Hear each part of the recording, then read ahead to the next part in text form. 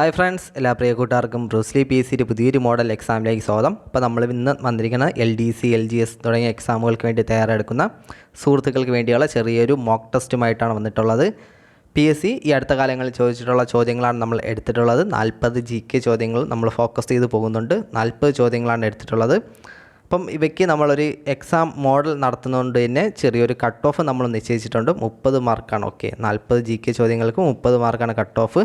അപ്പം നിങ്ങളെല്ലാവരും തന്നെ എക്സാം അറ്റൻഡ് ചെയ്യാൻ ശ്രമിക്കുക. പഠിച്ച കാര്യങ്ങളൊക്കെ നിങ്ങൾക്ക് ഓർത്തെടുത്ത് എഴുതാൻ പറ്റുന്നുണ്ടോ എന്ന് ജസ്റ്റ് ഒന്ന് ചെക്ക് ചെയ്ത് നോക്കുക. ഒരു പേനയും പേപ്പറൊക്കെ എടുത്ത് വെച്ച് നിങ്ങളെങ്ങനെയാണോ ഒരു LDC എക്സാം അഥവാ LGS അല്ലെങ്കിൽ WCPO ഏത് എക്സാം ആയാലും GK ഭാഗങ്ങളൊന്നും വലുതായിട്ട് മാറുന്നില്ല. അപ്പോൾ ഏത് എക്സാമാണ് എഴുതുന്നത് ആ ഒരു ചെറിയൊരു മെൻറ്റാലിറ്റിയോടെ തന്നെ ഈ എക്സാം ഒന്ന് അറ്റൻഡ് ചെയ്ത് നിങ്ങൾക്ക് എത്ര മാർക്ക് കിട്ടി, എത്ര ശരിയായി, എത്ര തെറ്റുത്തരങ്ങൾ എഴുതി എന്നിവയൊന്നും ജസ്റ്റ് ഒന്ന് കമൻറ്റ് ബോക്സിൽ രേഖപ്പെടുത്തുക. അതുപോലെ തന്നെ വീഡിയോ ഉപകാരപ്പെട്ട് കഴിഞ്ഞാൽ കൂട്ടുകാരിലേക്ക് കൂടി ഒന്ന് ഷെയർ ചെയ്ത് കൊടുക്കുക. ഈ ചോദ്യങ്ങളെല്ലാം പഠിച്ച് തന്നെ പോവുക. ഇനിയും വരും കാലങ്ങളിൽ നമ്മുടെ PSC റിപ്പീറ്റ് ചെയ്ത് കേൾക്കാൻ സാധ്യതയുള്ള ചോദ്യങ്ങളാണ്. അപ്പോൾ അത്രയ്ക്കും ഇമ്പോർട്ടൻസ് കൊടുത്ത് ഇവയുടെ റിലേറ്റഡ് ഫാക്റ്റും പറ്റുമെങ്കിൽ ഒന്ന് ജസ്റ്റ് ഒന്ന് നോക്കി പോവുക. ഒന്നാമത്തെ ചോദ്യമാണ്, താഴെ തന്നിരിക്കുന്നവയിൽ ദാദാഭായ് നവറോജിയുമായി ബന്ധമില്ലാത്ത പ്രസ്താവനകൾ ഏതൊക്കെയാണ്? ചോർച്ച സിദ്ധാന്തത്തിൻ്റെ ഉപജ്ഞാതാവ്, poverty and un-British rule in India എന്ന പുസ്തകം രചിച്ചു. ഇന്ത്യൻ നാഷണൽ കോൺഗ്രസിൻ്റെ സ്ഥാപകൻ, ഇന്ത്യയുടെ വന്ധ്യവയോധികൻ എന്നറിയപ്പെടുന്നു. ഏതാണ് ബന്ധമില്ലാത്ത പ്രസ്താവന എന്നാണ് ഒന്നാമത്തെ ചോദ്യോത്തരം. ഓപ്ഷൻ സി ആണ്. എന്താണ് ഇന്ത്യൻ നാഷണൽ കോൺഗ്രസിൻ്റെ സ്ഥാപകൻ ആരാണ്? AO ഹ്യൂമാണ്. AO ഹ്യൂമാണ് ഇന്ത്യൻ നാഷണൽ കോൺഗ്രസിൻ്റെ സ്ഥാപകൻ. സ്ഥാപിച്ച വർഷം എന്നാണ്? ബേസിക് ഫാക്റ്റാണ്, അറിയായിരിക്കും. എന്നാണ് 1885 ആണ്. 1885 ഡിസംബർ 28-നാണ് INC സ്ഥാപിക്കുന്നത്. അതിൽ INCയുമായി ബന്ധപ്പെട്ട പ്രസിദ്ധമായ സിദ്ധാന്തം ഏതെന്ന് കേട്ടുകഴിഞ്ഞാൽ അത് ചോർച്ച സിദ്ധാന്തമാണ്. പക്ഷേ ഇന്ത്യൻ നാഷണൽ കോൺഗ്രസിൻ്റെ സ്ഥാപകൻ ആരെന്ന് കേട്ടുകഴിഞ്ഞാൽ AO ഹ്യൂമാണ്. AO ഹ്യൂമാണ് ആദ്യത്തെ ജനറൽ സെക്രട്ടറി. ആദ്യത്തെ പ്രസിഡൻ്റ് അല്ല, ശ്രദ്ധ. ഇന്ത്യൻ നാഷണൽ കോൺഗ്രസിൻ്റെ ആദ്യത്തെ പ്രസിഡൻ്റ് ആരെന്ന് കേട്ട് കഴിഞ്ഞാൽ WC ബാനർജിയാണ്. PSC കേട്ടിട്ടുള്ളതാണ്. നമ്മൾ ഇത് സ്റ്റേറ്റ്മെൻറ്റായിട്ട് തരുമ്പോൾ ശ്രദ്ധിക്കാതെ പോകും. എന്താണ് PSC കേൾക്കുന്ന ഏതാണ്? ഇന്ത്യൻ നാഷണൽ കോൺഗ്രസിൻ്റെ ആദ്യത്തെ സ്ഥാപക പ്രസിഡൻറ്റ് AO ഹ്യൂമായിരുന്നു. നമ്മൾ നോക്കുമ്പോൾ സ്ഥാപകൻ AO ഹ്യൂമാണ്. അപ്പോൾ സ്ഥാപക പ്രസിഡൻറ്റും AO ഹ്യൂമെന്ന് നമ്മൾ വിചാരിക്കും. പക്ഷേ അവിടെ വിടല് PSCയിൽ അത് നല്ലൊരു തന്ത്രമാണ്. PSC കേട്ടിട്ടുള്ള ക്വസ്റ്റ്യനാണ് അങ്ങനെ. അപ്പം അവിടെ വിരല് ഇന്ത്യൻ നാഷണൽ കോൺഗ്രസിൻ്റെ ജനറൽ സെക്രട്ടറി എന്ന് കേട്ട് കഴിഞ്ഞാൽ AO ഹ്യൂമാണ്. അല്ല, ഇന്ത്യൻ നാഷണൽ കോൺഗ്രസിൻ്റെ ആദ്യത്തെ പ്രസിഡൻ്റ് എന്ന് കേട്ട് കഴിഞ്ഞാൽ ഏതാണ്? WC ബാനർജിയാണ്. അതേപോലെ ആദ്യകാല പേരെന്തോന്നാണ്? ഇന്ത്യൻ നാഷണൽ യൂണിയൻ എന്നായിരുന്നു പേര്. പിന്നീടാണ് ഇന്ത്യൻ നാഷണൽ കോൺഗ്രസ് ആക്കുന്നത്. 1885 ഡിസംബർ 28-നാണ്. അടുത്ത ചോദ്യമാണ്, സ്വതന്ത്രം എൻ്റെ ജന്മാവകാശമാണ്, ഞാനത് നേടുക തന്നെ ചെയ്യും എന്ന് പ്രഖ്യാപിച്ച സ്വാതന്ത്ര്യ സമര സേനാനി ആരാണ്?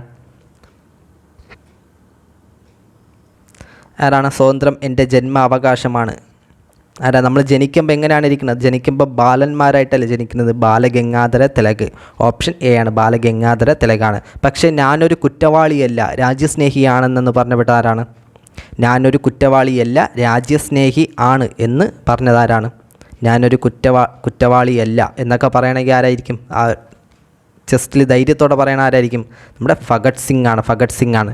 ഞാനൊരു കുറ്റവാളിയല്ല, രാജ്യസ്നേഹി ആണ് എന്ന് പറഞ്ഞത് ഭഗത് സിംഗ് ആണ്. ബാലഗംഗാധര തിലകിൻ്റെ പ്രധാനപ്പെട്ട പത്രങ്ങൾ ഏതൊക്കെയാണ്? മറാത്ത കേസരിയാണ്. മറാത്ത കേസരി എന്നീ 2 പത്രങ്ങൾ ബാലഗംഗാധര തിലകാണ്. അതേപോലെ മറാത്ത കേസരി എന്നറിയപ്പെടുന്നത് ബാലഗംഗാധര തിലക് തന്നെയാണ്. മൂന്നാമത്തെ ചോദ്യം നോക്കുക, താഴെ തന്നിരിക്കുന്നവയിൽ 1857 ഒന്നാം സ്വാതന്ത്ര്യ സമരത്തിൻ്റെ പ്രധാന കാരണങ്ങൾ ഏതൊക്കെയെന്നാണ്?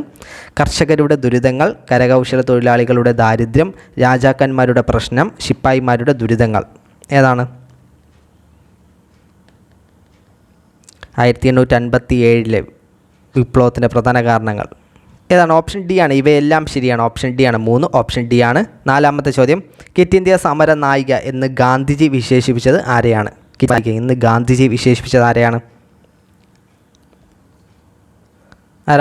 ക്വിറ്റ് ഇന്ത്യ സമര നായിക എന്ന് ഗാന്ധിജി വിശേഷിപ്പിച്ചത് അരുണ ആസിഫ് അലിനെയാണ്. അരുണ ആസിഫ് അലി. നമ്മുടെ ആസിഫ് അലിനോർത്ത, ആസിഫ് അലി ഒരു നായകനല്ലേ, അപ്പം അതിൻ്റെ ഓപ്പോസിറ്റ് നായിക അരുണ ആസിഫ് അലി. ഇനി ക്വിറ്റ് ഇന്ത്യ സമര നായകൻ ആരാണ്? നമ്മുടെ ജയപ്രകാശ് നാരായണനാണ് ക്വിറ്റ് ഇന്ത്യ സമര നായിക അരുണ ആസിഫ് അലിയാണ്. അതുപോലെ തന്നെ ക്വിറ്റ് ഇന്ത്യ പ്രമേയം അവതരിപ്പിച്ച ദിവസം എന്നാണ്?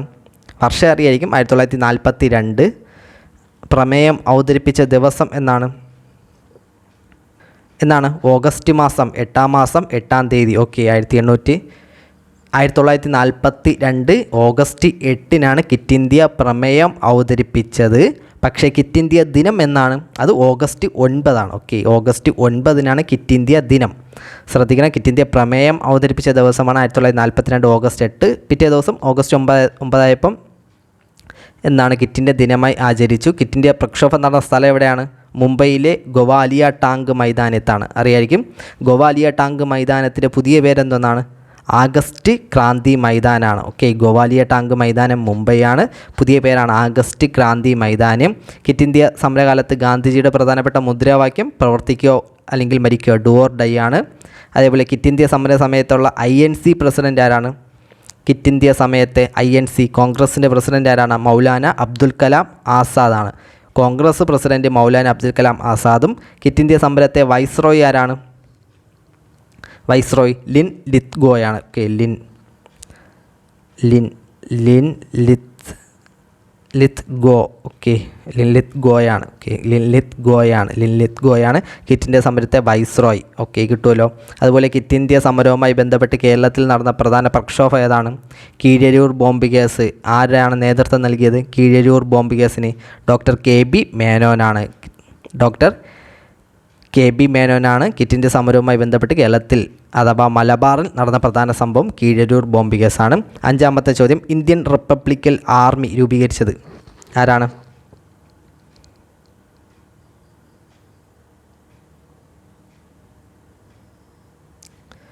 Indian Republican army option C ആണ്, സൂര്യസെന്നാണ്. 6-ാമത്തെ ചോദ്യമാണ്, താഴെ കൊടുത്തിരിക്കുന്നവയിൽ മലബാർ കലാപവുമായി ബന്ധപ്പെട്ട പ്രസ്താവനകൾ ഏതൊക്കെയെന്നാണ്? മാപ്പിള കലാപങ്ങൾ എന്നറിയപ്പെടുന്നു. മലബാർ സ്പെഷ്യൽ പോലീസ് എന്ന പ്രത്യേക വിഭാഗം പോലീസ് സേനയെ കലാപങ്ങൾ അടിച്ചമർത്താൻ രൂപീകരിച്ചു. കലാപങ്ങളെക്കുറിച്ച് പഠിക്കാൻ വില്യം ലോഗൻ കമ്മീഷൻ നിയമിച്ചു. ബ്രിട്ടീഷുകാരുടെ തെറ്റായ നികുതി നയമാണ് കലാപത്തിന് കാരണം.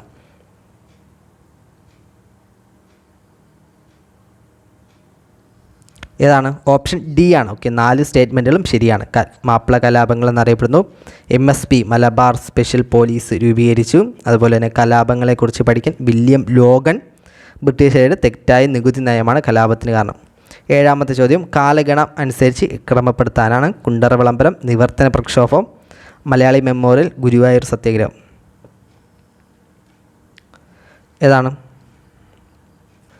ഏതാണ്? കുണ്ടറ വിളംബരം. വർഷം എന്നാണ്? 1809 കുണ്ടറ വിളംബരം. നിവർത്തന പ്രക്ഷോഭം എന്നാണ്? 1932 നിവർത്തന പ്രക്ഷോഭം. മലയാളി മെമ്മോറിയൽ വർഷം എന്നാണ്? 1891 മലയാളി മെമ്മോറിയൽ. 1891 ജനുവരി 1 മലയാളി മെമ്മോറിയൽ. ഗുരുവായൂർ സത്യാഗ്രഹം എന്നാണ്? 1931. അപ്പം ഇത് കറക്റ്റ് ഓർഡർ ചെയ്യുമ്പം ഓപ്ഷൻ C ആണ് ഉത്തരം. 8-ാമത്തെ ചോദ്യമാണ്, നവോത്ഥാന നായകന്മാരും സംഘടനകളും. അയ്യങ്കാളി, പൊയ്കേൽ കുമാര ഗുരുദേവൻ, വാഗ്ഭടാനന്ദൻ, വൈകുണ്ഠസ്വാമികൾ. ഏതാണ് ഉത്തരം? ജസ്റ്റ് തിങ്ക് ചെയ്ത് എഴുതുക. 8. ഓപ്ഷൻസ്. ഓക്കെ, 8-ാമത്തെ ചോദ്യത്തിന് ഉത്തരം ഓപ്ഷൻ A ആണ്. ഓക്കെ, അതായത് അയ്യങ്കാളി ആരായിരിക്കും? അയ്യങ്കാളി സ്ഥാപിച്ചതാണ് സാധുജന പരിപാലന സംഘം. സാധുജന പരിപാലന സംഘം വർഷം എന്നാണ്? 1907 സാധുജന പരിപാലന സംഘം. അതേപോലെ പൊയ്കേൽ യോഹന്നാൻ്റെ ആണ് പ്രത്യക്ഷ രക്ഷാ ദൈവസഭ അഥവാ PRDS. PRDS സ്ഥാപിച്ചതെന്നാണ്? 1909. ഓക്കെ, 1909. നമുക്ക് PRDS എങ്ങനെ ഓർക്കാം? PRDS പ്രത്യക്ഷ രക്ഷ ദൈവസഭ. D ആണ്, ഇത് 6 ആണ്. ഓക്കെ, ഈ P-നൊന്ന് തിരിച്ചിട്ട് എന്തായിരിക്കും? 9 പോലെയല്ലേ നോക്കണം. അപ്പോൾ 1909 PRDS. അതേപോലെ വാഗ്ഭടാനന്ദൻ്റെ ഏതാണ്? ആത്മവിദ്യാസംഘം. വർഷം എന്നാണ്? 1917 ആത്മവിദ്യാസംഘം. ആത്മവിദ്യാസംഘത്തിൻ്റെ മെയിൻ മോട്ടോ എന്താണെന്നായിരുന്നു? അന്ധവിശ്വാസങ്ങൾക്കെതിരെയാണ്. ഓക്കെ, അന്ധവിശ്വാസങ്ങൾക്കെതിരെയാണ് ആത്മവിദ്യ സംഘം സ്ഥാപിക്കുന്നത്. വാഗ്ഭടാനന്ദനാണ്. 1917 ആത്മവിദ്യാ സംഘത്തിൻ്റെ പ്രധാനപ്പെട്ട മുഖപത്രം ഏതായിരുന്നു? PSC കേട്ടിട്ടുള്ളതാണ്. 1921 പുറത്തിറങ്ങിയ അഭിനവ കേരളം. ഓക്കെ, മുഖപത്രമാണ് അഭിനവ കേരളം. അതേപോലെ വൈകുണ്ഠസ്വാമിയുടെയാണ് സമത്വ സമാജം. അപ്പോൾ 8 ഓപ്ഷൻ A ആണ് ഉത്തരം. 9-ാമത്തെ ചോദ്യമാണ്, താഴെ കൊടുത്തിരിക്കുന്നവയിൽ ചട്ടമ്പി സ്വാമികൾ രചിച്ച കൃതി ഏതെന്നാണ്? ചട്ടമ്പി സ്വാമിയുടെ കൃതി ഓപ്ഷൻ ബി ആണ്. ഓക്കെ, വേദാധികാര നിരൂപണം. ചട്ടമ്പി സ്വാമിയുടെ കൃതി ശ്രീനാരായണ ഗുരുവിൻ്റെ കൃതി. വെരി ഇമ്പോർട്ടൻ്റ് ആണ്. ഓക്കെ, വെരി ഇമ്പോർട്ടൻ്റ് എന്ന് പറഞ്ഞാൽ പക്ക ഇമ്പോർട്ടൻ്റ് ആണ്, പഠിച്ച് ചോദിക്കണം. അപ്പോൾ ഇതിൻ്റെ ജസ്റ്റ് ഒരു കോഡ് ക്ലാസ് ഞാൻ ഇട്ടിട്ടുണ്ട്, നമ്മുടെ ഡിസ്ക്രിപ്ഷൻ ബോക്സിൽ നോക്കിയാൽ അതിൻ്റെ ലിങ്ക് കാണും, കേട്ട് നോക്കുക. ജസ്റ്റ് ഒരിക്കൽ കണ്ടാൽ നിങ്ങൾക്ക് മനസ്സിലാവും, ഒരിക്കലല്ല 2 തവണ കണ്ടാൽ നിങ്ങൾക്ക് മനസ്സിലാവും.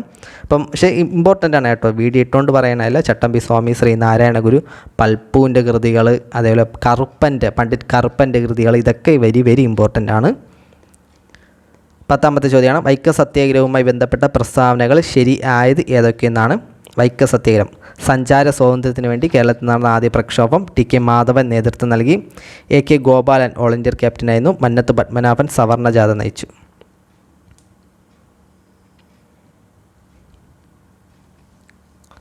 10 ഓപ്ഷൻ ബി ആണ് ഉത്തരം. 1, 2, 4 11ാമത്തെ ചോദ്യമാണ്, ഇന്ത്യൻ ഭരണഘടന ഔദ്യോഗികമായി നിലവിൽ വന്ന വർഷം എന്നാണ്? ഔദ്യോഗികമായി അറിയാവുന്നതാണല്ലോ, 1950 ജനുവരി 26 ഓപ്ഷൻ സി ആണ്. 12ാമത്തെ ചോദ്യമാണ്, 6 മുതൽ 14 വയസ്സ് വരെയുള്ള എല്ലാ കുട്ടികൾക്കും സൗജന്യവും നിർബന്ധിതവുമായ വിദ്യാഭ്യാസം മൗലിക അവകാശമായത് ഏത് ഭരണഘടനാ ഭേദഗതിയിലൂടെയാണ്? 6 മുതൽ 14 വയസ്സ് വരെയുള്ള മൗലിക അവകാശമാക്കിയത് 2002 86 ഭരണഘടനാ ഭേദഗതിയിലൂടെയാണ്. 2002 86 ഭരണഘടനാ ഭേദഗതിയിലൂടെയാണ്. 13ാമത്തെ ചോദ്യമാണ്, ഇന്ത്യൻ ഭരണഘടനയുടെ ഏത് ഭാഗത്തിലാണ് മൗലിക കടമകളെക്കുറിച്ച് പ്രതിപാദിക്കുന്നത്? മൗലിക കടമകൾ ഓപ്ഷൻ സി ആണ്, ഭാഗം 4A മൗലിക കടമകളെക്കുറിച്ച് പ്രതിപാദിക്കുന്നത്. 14ാമത്തെ ചോദ്യമാണ്, ഇന്ത്യൻ ഭരണഘടന ഉറപ്പ് നൽകുന്ന മൗലിക അവകാശങ്ങളിൽ ഉൾപ്പെടാത്തത് ഏതെന്നാണ്? ഇന്ത്യൻ ഭരണഘടന ഉറപ്പ് നൽകുന്ന മൗലിക അവകാശങ്ങളിൽ ഉൾപ്പെടാത്തത് ഏതെന്നാണ്? ഏതാണ്? സ്വത്തവകാശം. മനസ്സിലായല്ലോ, നേരത്തെ മൗലികാവകാശമായിരുന്നു. 44 ഭേദഗതിയിലൂടെ അതൊരു നിയമാവകാശമാക്കി. 1978 44 ഭരണഘടനാ ഭേദഗതിയിലൂടെ ആർട്ടിക്കിൾ 300A നമ്മുടെ എന്താണ് സ്വത്തവകാശത്തിന് എടുത്ത് മാറ്റിയിട്ട്, അത്രയേ ഉള്ളൂ. നിലവിൽ സ്വത്തവകാശം ഒരു നിയമപരമായ അവകാശം മാത്രമാണ്. 15ാമത്തെ ചോദ്യമാണ്, താഴെ കൊടുത്തിരിക്കുന്നവയിൽ എഴുതപ്പെടാത്ത ഭരണഘടനയുള്ള ഏത് രാജ്യത്താണ്? ഇന്ത്യയൊക്കെ നമുക്ക് ആദ്യമേ വെട്ടിക്കളയാം. ഏതാണ് എഴുതപ്പെടാത്ത ഭരണഘടനയുള്ളത്? ഓപ്ഷൻ എ ആണ്, ബ്രിട്ടനാണ്. 16ാമത്തെ ചോദ്യം, ഇപ്പോഴത്തെ സുപ്രീം കോടതി ചീഫ് ജസ്റ്റിസ് ആരാണ്?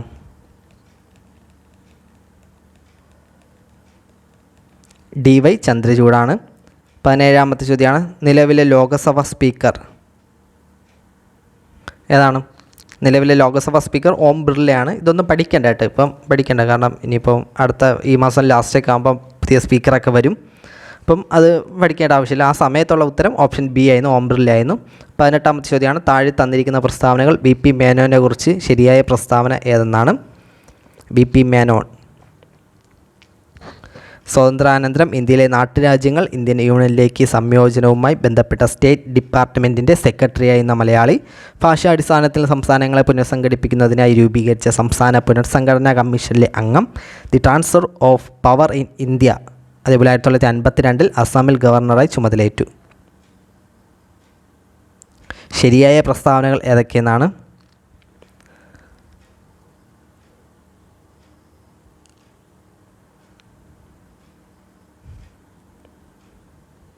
ഏതാണ്? ഓപ്ഷൻ ബി ആണ്. ഓക്കെ, എയും സിയുമാണ്. സ്റ്റേറ്റ് ഡിപ്പാർട്ട്മെൻറ്റിൻ്റെ സെക്രട്ടറി ആയിരുന്ന മലയാളി. അതുപോലെ തന്നെ the transfer of power in India എന്ന ഗ്രന്ഥത്തിൻ്റെ രചയിതാവ് അങ്ങേരാണ്. അതുപോലെ ഭാഷാടിസ്ഥാനത്തിൽ സംസ്ഥാനങ്ങളെ പുനഃസംഘടിപ്പിക്കുന്നതിനായി രൂപീകരിച്ച സംസ്ഥാന പുനഃസംഘടനാ കമ്മീഷനിലെ അംഗങ്ങൾ ആരൊക്കെയായിരുന്നു? ഈ കമ്മീഷനെയാണ് നമ്മളത് ഫസൽ അലി കമ്മീഷൻ എന്നൊക്കെ പറയുന്നത്. അതിൽ അംഗങ്ങൾ ആരായിരുന്നു? HN കുൻസ്രുവും KM പണിക്കറായിരുന്നു. ഓക്കെ, KM പണിക്കറായിരുന്നു അതിലുള്ള മലയാളി. VP മേനോനിൽ അതിൽ മെമ്പർ അല്ലായിരുന്നു, അതൊന്ന് ഓർക്കണം. HN കുൻസ്രുവും KM പണിക്കറുമായിരുന്നു. KM പണിക്കറായിരുന്നു മലയാളി. 19ാമത്തെ ചോദ്യമാണ്, താഴെ തന്നിരിക്കുന്നവയിൽ 1961 വരെ പോർച്ചുഗലിൻ്റെ അധീനതയിലായിരുന്ന പ്രദേശം ഏതെന്നാണ്? 1961 വരെ. ഏതാണ്? നമ്മുടെ ഗോവയാണ്. 20ാമത്തെ ചോദ്യമാണ്, ഇന്ത്യയിലെ ആദ്യത്തെ റോക്കറ്റ് വിക്ഷേപണ കേന്ദ്രമായ തുമ്പ ബഹിരാകാശ ഗവേഷണ കേന്ദ്രത്തിൻ്റെ ശില്പി ആരെന്നാണ്? ഏതാണ്? അതിൻ്റെ മറ്റു പേര് ഓർത്താൽ മതി. ഏതാണ്? വിക്രം സാരാഭായി ആണ്. 21ാമത്തെ ചോദ്യം, ഏത് രാജ്യത്തിൻ്റെ സാങ്കേതിക സഹായത്തോടെ 1964 ബൊക്കാറോ സ്റ്റീൽ പ്ലാന്റ് ഇരുമ്പിരുക്ക് ശാല ആരംഭിച്ചത്? 1964 ബൊക്കാറോ. സ്ഥിരം കേൾക്കണയാണ് ഈ ഭാഗത്ത് നിന്ന്, കുറേ ഉണ്ട്. ബൊക്കാറോ, ഫിലായി. ഏതാണ്? ബൊക്കാറോ എവിടെയാണ്? 1964 റഷ്യയുടെ സഹായത്തോടെയാണ്. 22 12ാം പഞ്ചവത്സര പദ്ധതിയുമായി ബന്ധപ്പെട്ടത്? 12 ഏതാണ്? സുസ്ഥിര വികസനം. ഓപ്ഷൻ ഡി ആണ്. ഓക്കെ, 12ാം പഞ്ചവത്സര പദ്ധതിയുമായി ബന്ധപ്പെട്ട് സുസ്ഥിര വികസനമാണ്. 23ാമത്തെ ചോദ്യമാണ്, താഴെ പറയുന്നവൽ കേരള സർക്കാരിൻ്റെ ഇ ഗവേണേഴ്സ് ആപ്ലിക്കേഷൻ സോഫ്റ്റ്വെയറായ സഞ്ജയ നൽകുന്ന സേവനങ്ങൾ ഏവയെന്നൊക്കെയാണ്? സഞ്ജയ നൽകുന്ന സേവനങ്ങൾ: ഉടമസ്ഥാവകാശ സർട്ടിഫിക്കറ്റ്, കെട്ടിട വയസ്സ് സർട്ടിഫിക്കറ്റിൽ, കെട്ടിട നികുതി അടയ്ക്കൽ, മുകളിൽ പറഞ്ഞവ എല്ലാം. സഞ്ജയ നൽകുന്ന സേവനങ്ങൾ. ഓപ്ഷൻ ഡി ആണ്, മുകളിൽ പറഞ്ഞവ എല്ലാം. 24ാമത്തെ ചോദ്യമാണ്, റോഡ് അപകടങ്ങൾ കുറയ്ക്കാനും ഗതാഗത നിയമലംഘനം തടയാനും സംസ്ഥാനത്തെ മോട്ടോർ വാഹന വകുപ്പ് AI അധിഷ്ഠിത ക്യാമറകൾ സ്ഥാപിച്ച പദ്ധതി? നിലവിൽ കട്ടപ്പുറത്തിരിക്കുന്ന പദ്ധതി? 24 ഓപ്ഷൻ ബി ആണ്, സേഫ് കേരളയാണ്. കേട്ടിട്ടുള്ള പോയിന്റുകളാണ്. 25ാമത്തെയാണ്, ഇന്ത്യൻ ഉപദ്വീപീയ പീഠഭൂമിയിൽ നിന്നും ഉത്ഭവിക്കുന്ന നദികളാണ് ഉപദ്വീപീയ നദികൾ. താഴെ തന്നിരിക്കുന്നവയിൽ പടിഞ്ഞാറോട്ടൊഴുകുന്ന നദികൾ ഏതൊക്കെയെന്നാണ്? വടക്ക്, തെക്ക്, കിഴക്ക്, പടിഞ്ഞാറ്. ഓക്കെ, പടിഞ്ഞാറോട്ട് ഒഴുകുന്ന നദികൾ, മാറിപ്പോകരുത് ഇനി. 25 ഏതാണ്? ഓപ്ഷൻ ബി ആണ്. ഏതാണ്? നർമ്മദയും താപ്തിയാണ്. നർമ്മദയും താപ്തിയാണ്. ഓപ്ഷൻ ബി ആണ്. 26ാമത്തെ ചോദ്യമാണ്, ചന്ദ്രയാൻ 1ൻ്റെ പ്രോജക്റ്റ് ഡയറക്ടർ ആണ് അണ്ണാദുരൈ. എന്നാൽ ചന്ദ്രയാൻ 3ൻ്റെ പ്രോജക്റ്റ് ഡയറക്ടർ ആരാണ്? ചന്ദ്രയാൻ 3ൻ്റെ പ്രോജക്റ്റ് ഡയറക്ടർ? ഓപ്ഷൻ എ ആണ്. Okay, doctor P വീരമുത്തുവേലാണ്.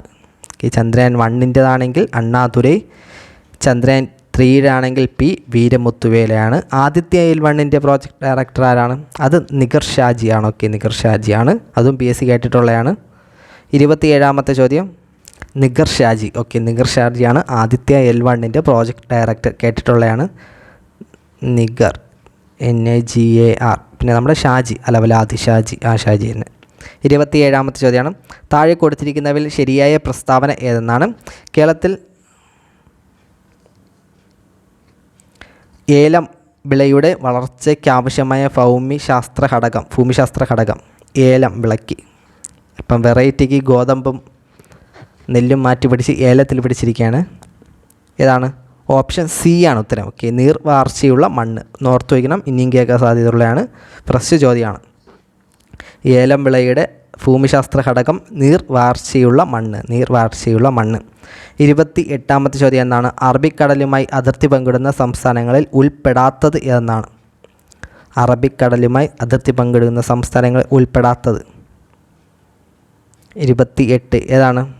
Option B ആണ്, ആന്ധ്രാപ്രദേശാണ്. 29ാമത്തെ ചോദ്യം, ഇന്ത്യയുടെ അക്ഷാംശ സ്ഥാനം? ഇന്ത്യയുടെ അക്ഷാംശ സ്ഥാനം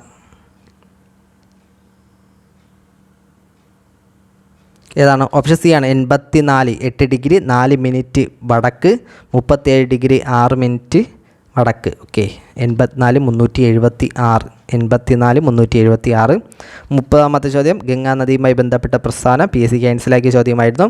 31ാമത്തെ ചോദ്യം, വെള്ളവും വളവും കണികാരൂപത്തിൽ ഡ്രിപ്പറിലൂടെ നൽകുന്ന രീതിയാണ്? വെള്ളം ഏതാണ്? നല്ലൊരു ചോദ്യമാണ്. വെള്ളവും വളവും കണികാരൂപത്തിൽ ട്രിപ്പറിലൂടെ നൽകുന്ന രീതിയാണ്. ഇതിൽ 90% ആൾക്കാർ ഇപ്പോൾ ഹൈഡ്രോപോണിക്സ് അടിച്ചു വെച്ചാണ്. പക്ഷേ ഉത്തരം അതല്ല, ഫെർട്ടിഗേഷനാണ്. ഓപ്ഷൻ ഡി ആണ്, ഫെർട്ടിഗേഷനാണ്. ഇവിടെ ശ്രദ്ധിക്കണം, വെള്ളവും വളവും കണികാരൂപത്തിൽ കണികാരൂപത്തിൽ ട്രിപ്പറിലൂടെ നൽകുന്നതാണ് ഫെർട്ടിഗേഷൻ. പക്ഷേ ആണെങ്കിൽ എന്താണ്, ധാതു ലവണങ്ങൾ വെള്ളത്തിൽ അലിയിച്ച് ചേർത്ത് മണ്ണിൻ്റെ സാന്നിധ്യമല്ലാതെ നടത്തുന്ന കൃഷിരീതിയാണ് ഹൈഡ്രോപോണിക്സ്. ഓക്കെ, ധാതു ലവണങ്ങൾ വെള്ളത്തിൽ അലിയിച്ച് മണ്ണിൻ്റെ സാന്നിധ്യമില്ലാതെ നടത്തുന്നതാണ് ഹൈഡ്രോപോണിക്സും. അതുപോലെ വെള്ളവും വളവും കണികാരൂപത്തിൽ ട്രിപ്പറിലൂടെ നൽകുന്ന രീതിയാണ് ഫെർട്ടിഗേഷനും. ഓക്കെ, ശ്രദ്ധിക്കണം. ഓപ്ഷൻ ഡി ആണ് ഉത്തരം. 32ാമത്തെ ചോദ്യമാണ്, മൺസൂണിൻ്റെ പിൻവാങ്ങൽ കാലം അറിയപ്പെടുന്നതാണ്. മൺസൂണിൻ്റെ പിൻവാങ്ങൽ, മൺസൂൺ തെക്ക് പടിഞ്ഞാറൻ മൺസൂൺ എന്ന് അറിയപ്പെടുന്നു. അതുപോലെ മൺസൂണിൻ്റെ പിൻവാങ്ങൽ വടക്ക് പടിഞ്ഞാറൻ മൺസൂണാണ്. ഓപ്ഷൻ ഡി ആണ്. വടക്ക് പടിഞ്ഞാറൻ മൺസൂൺ അല്ല, വടക്ക് കിഴക്കൻ മൺസൂൺ. ഓപ്ഷൻ എ ആണ്. മൺസൂണിൻ്റെ പിൻവാങ്ങൽ അറിയപ്പെടുന്നതാണ് വടക്ക് കിഴക്കൻ മൺസൂണാണ്. വടക്ക് കിഴക്കൻ മൺസൂൺ എന്നാണ്. 32 ഓപ്ഷൻ എ ആണ് ഉത്തരം. 33 താഴെ തന്നിരിക്കുന്ന പ്രസ്താവനകൾ ശരി അല്ലാത്തത് എന്നാണ്. നിള എന്ന പേരിൽ അറിയപ്പെടുന്നത് ഭാരതപ്പുഴയാണ്. കേരളത്തിലെ ഏറ്റവും നീളമുള്ള നദി ഭാരതപ്പുഴയാണ്. ഭാരതപ്പുഴ ആനമലയിൽ നിന്ന് ഉത്ഭവിക്കുന്നു. മാമാങ്കം നടക്കുന്നത് ഭാരതപ്പുഴയുടെ തീരത്താണ്. 33 ചോദിക്കാനും പറയാനും ഒന്നുമില്ലല്ലോ. ഓപ്ഷൻ ഡി ആണ്. ഓപ്ഷൻ ബി ആണ് ഉത്തരം. തെറ്റായ സ്റ്റേറ്റ്മെൻറ്റ്. കേരളത്തിലെ ഏറ്റവും നീളമുള്ള നദി ആരെന്ന് നിങ്ങൾക്ക് അറിയായിരിക്കും. 34 2023 വയലാർ അവാർഡ് ശ്രീകുമാരൻ തമ്പിക്ക് നേടിക്കൊടുത്ത കൃതി എന്നാണ്. ശ്രീകുമാരൻ തമ്പിയുടെ ജീവിതം ഒരു പെണ്ടുലം. ഓപ്ഷൻ ബി ആണ് ഉത്തരം. അതിൽ 35ാമത്തെ ചോദ്യമാണ്, ഐക്യരാഷ്ട്ര സംഘടന 2023 ഏത് വർഷമായി ആചരിക്കുന്നു?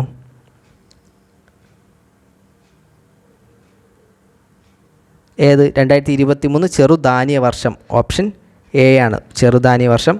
36ാമത്തെ ചോദ്യം, പെരിയാറിൻ്റെ പോഷക നദികൾ ഏതെല്ലാം എന്നാണ്. 36 ഏതാണ്?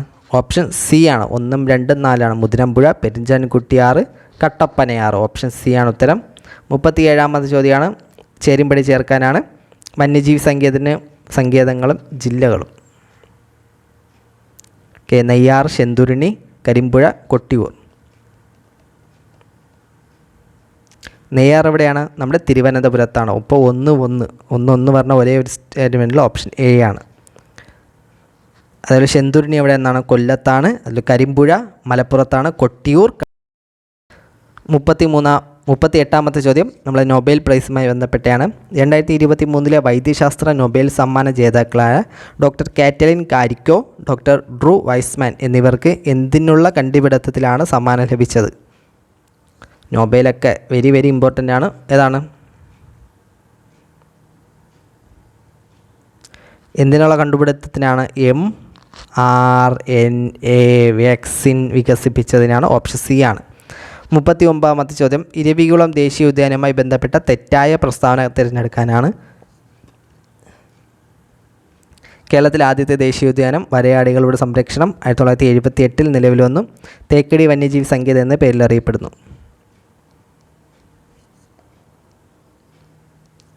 ഏതാണ്? ഓപ്ഷൻ ഡി ആണ്. 4 മാത്രമാണ് തെറ്റായത്.